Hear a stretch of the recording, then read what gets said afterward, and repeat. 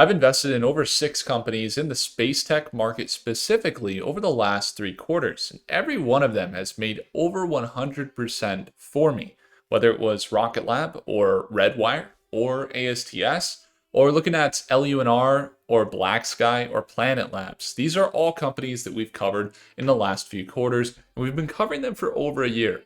And in fact, one of those companies has gone up recently tremendously, up to $26 a share, and then recently pulled back. And a lot of people are looking at it now, and they might even be invested in it, and they might even be caught in a position where they are seeing it sell off, or they're looking for a dip. They got out early. Saw a lot of comments on the YouTube channel where people actually sold right before the SpaceX IPO, because what do you know? SpaceX IPO, you had all of the anticipation. You can look here starting from May into June, the whole space tech market was rallying. This is RDW, one of the companies that has hundreds of billions of dollars in contracted revenue, but has not yet seen it translate fully into their revenues. But they have doubled their revenues quite a bit. They've been growing tremendously. You can actually pull them up here.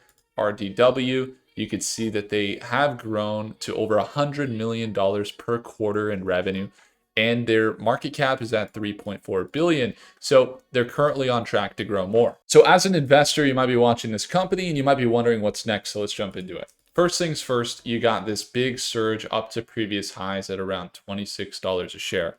What's important to note about this move is that while there's a resistance at 26 bucks, and they have recently sold down quite a bit from $26 down to 14, there is a previous resistance to be watching around that $13 and $14 level that they recently bounced at today. So if you look at the chart right now, you kind of see that bounce here where they revisited these support levels that they saw on May 17th, 18th, 19th, 20th before taking off ahead of the SpaceX IPO. They recently pulled down. Now you do have this, bear trend in the short term. Obviously, we're very bullish over the long term. The stock has rallied from $5 a share here back in November to as high as now $14 a share. Well, that's a 3x, and at one point it was up to 28. You do have from that 28 that sell down that's taking place. Sell down, sell down, sell down. You've got that lowering resistance level here where you see that rejection kicking in. And really, after the SpaceX IPO, when things started to sell off, when we saw it sell down below the 200-day moving average, this green line, now you've got that support level here. Maybe it acts as a resistance, this green line. Maybe that support level finds its level, and we start to see this recovery into later this week. Now, we only have one more day left in the market sessions for this week because the market is closed on the 19th. But if you look at this potential here, this is what we'd be watching on Redwire. This breakout above this $14, $15 level into these 200-day moving average, breaking above here into these levels up into this $20 to $26 range, that is the most bullish potential you could see for the stock. But as of right now, what I'm seeing is that it is continually getting slightly rejected. We see it get rejected here, rejected at 19, rejected at 14, and now finding that support around 13, 14. If it doesn't shoot above 15, like we talked about yesterday in one of our videos, then we're most likely not looking at a bullish outcome. We're seeing that continued sell down, possibly retesting levels back into $12 or $13, and currently we're just looking at that $13 support. Now, according to Prophecy, this is a model setup that we've built for times just like this. If you want to go get access to the best models in the world that use projections that have allowed me to grow my account by over 100% per year in the last 3 years, documented completely here on YouTube. You can go back, just take a look by exposure of the different ticker symbols we've been covering over the last year and a half. Then you'll know exactly how we were able to make the returns we were able to make. It's all on my YouTube. We got over 1,000 videos. But in that time, it's been hard to track everything. So we created these models. Let's take a look at some of the projections. So currently, as it sits, the nearest support level in the shorter term timeframes is going to be sitting around that $14 range. So when we look back at the technicals, you can see that $14 level acting as a potential support there. You got that sell down potentially into market open tomorrow, but you do have a $14 level where you'd look for them to potentially find support. Now, if they do want to continue to bull up, there's a few things that would drive that growth. the first thing before we get back into the projections and what's going on over the next week, 2 weeks here, realize this. Redwire has signed many contracts over the last few quarters that put them into a new category of company. You see, they are signing these defense contracts. They're signing large deals with the US government that include one deal that was up to as much as $2.6 billion, which I was there for. I saw them sign it when I was at a SpaceX space event we went to in Colorado Springs, where we got to see them do this. Now, in this event, shortly after this $2.6 billion deal, which they are one of 14 prime contractors on that contract for a NASA deal, they then signed another deal for $151 billion. Okay, so in those movements, you'd say, okay, those are good deals. Did we see it show up on the balance sheet? The answer is yes. Into the last few quarters, we've seen their revenue go from where it was back in 2024, 2025, where they were doing maybe 60 to 80 million a quarter, but really in most cases around 25 to 30 million a quarter, to then jumping here into 2025, end of 2025 and into 2026 here with over $100 million per quarter. Now, their costs are still over 100 million and they are seeing negative net income. But with that $100 million revenue, and again, I wouldn't count that against them because they're a space company, you're most likely not going to see a lot of bullish, positive net income because they're investing in the frontier, which is that of the space market, $4 billion market cap. I'm not saying that they're going to surge right now. I'm not saying that. But I am saying just to play comparison, and you have to be cautious in how you compare certain things when they're in markets that are at premiums. But if you look at Rocket Lab, for example, and you were to compare them, RKLB, let's pull it up. RKLB, they don't have a $3.4 billion market cap. No. They have a market cap of $62 billion. So about 20 times larger than that of Redwire. But in their last quarter, they did 200 million. So currently, they are about 30 times larger. Is that right? 20 times larger, 20 times larger than Redwire, but only did twice as much revenue.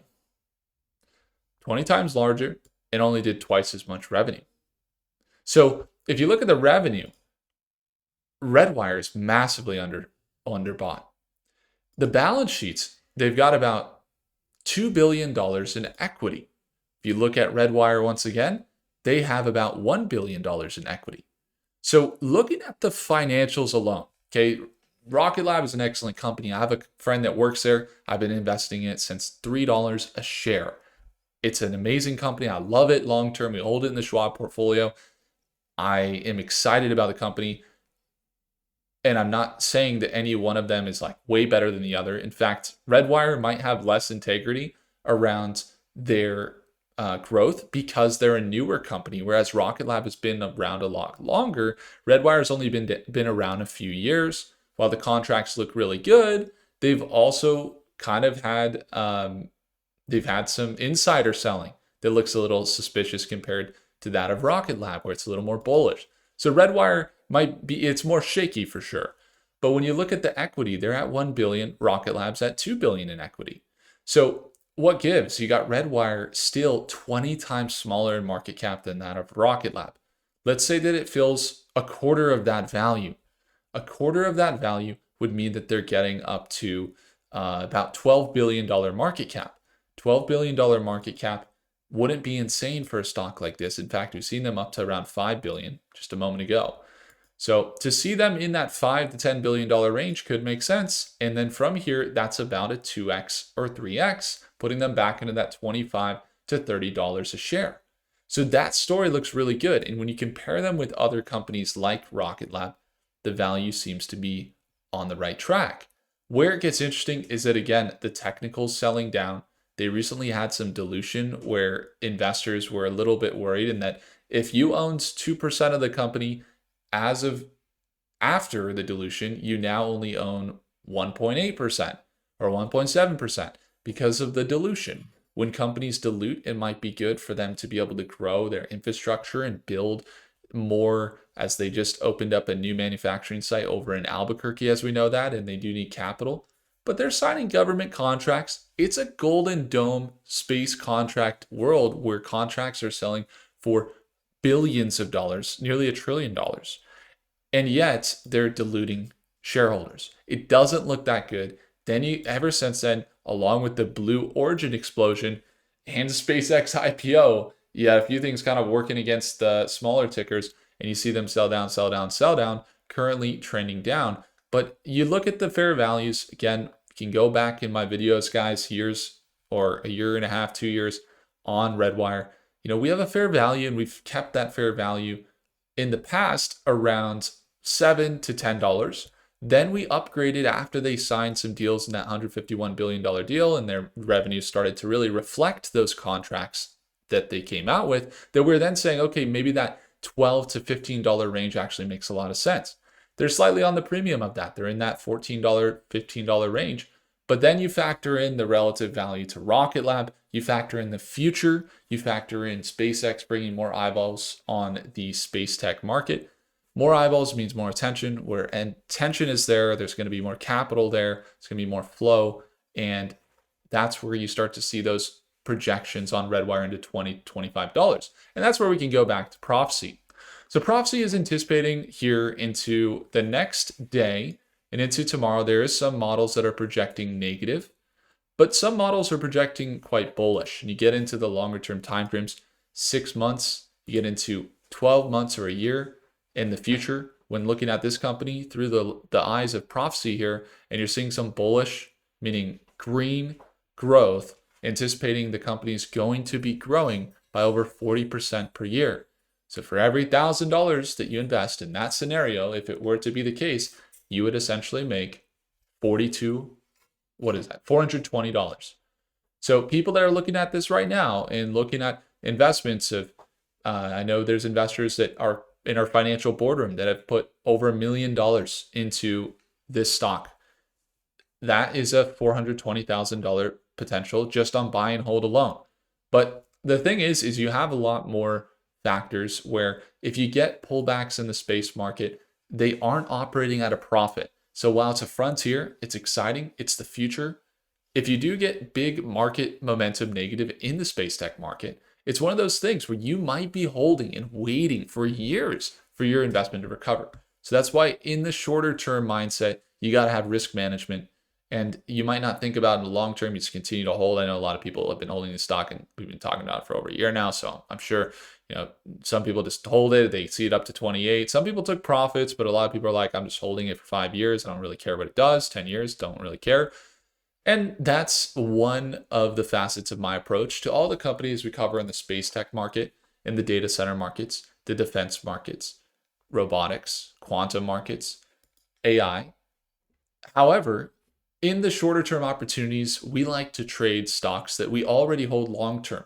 Number one, it sets us up so that if we get in a position where we're back holding a little bit, if that ever happens, it's a company we like and we believe in. Number two, you got the extra edge where fundamentally you have that extra probability of positive reasons that investors would look at it. And it's not just a pump. It's just not something that's getting hyped up. Redwire has seen those moments where, wow, the financials have actually built integrity and they start to really become a legitimately good company from a financial perspective. They have their moments where they surge to $26 back in January, sold all the way down to $7, up to $22, back down to $4, up to $26 recently, now back down to $14. So in an investor standpoint, you got to be ready for that volatility. I was talking with an investor the other day. I was at my gym, and he said, "Hey, what do you think about Redwire? Really big pullback recently." And I was like, "Oh, was that a big pullback? I didn't even notice because we've been following the stock for years. So like the moment where a big pullback to me is like 70% or 80%. So there's not I guess the risk tolerance becomes so high when you're looking at some of these asymmetric bets that are really long term, where they continue to build in the space tech market. The Golden Dome contracts see more investments, and a lot of those deals will carry on even through our current administration, which look good into the long term. But in those short-term plays, and also people that aren't willing to hold out and take the time, Even some people talking about, SpaceX would acquire a company like this or what have you, as they just acquired some other AI company. It seems they're focused on the AI a lot right now because that's where the immediate profits are going to drive their business. But in the long term, you just look at their growth, it looks good. In the short term, you got to be willing to play these out. I have a video where I went over exactly how to do this. If you go to my channel, you go over to content and you search short term. There's a video here. It's how I separate long-term investing from short-term investing. If you want to go get your hands on it, I would encourage you to go have a look at it. It's a 20-minute video and I break down a full setup of the difference in how we value companies on the long term. So if that's you want to just have a look at it. Again, go take a look on the channel. You can search it up there and you should be able to find it. And that will give you all the answers you need. I'll see you guys in the next video. Thanks so much for watching. Take care.